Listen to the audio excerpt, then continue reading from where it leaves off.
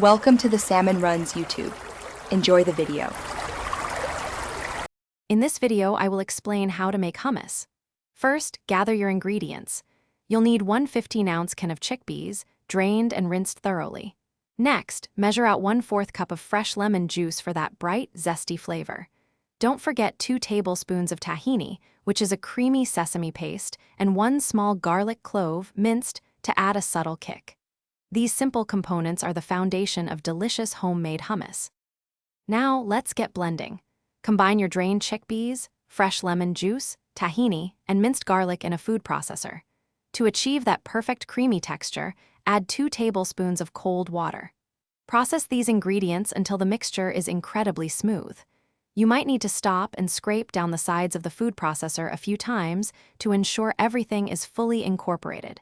Keep blending until it reaches your desired consistency. Once your hummus is smooth, it's time to season it to perfection.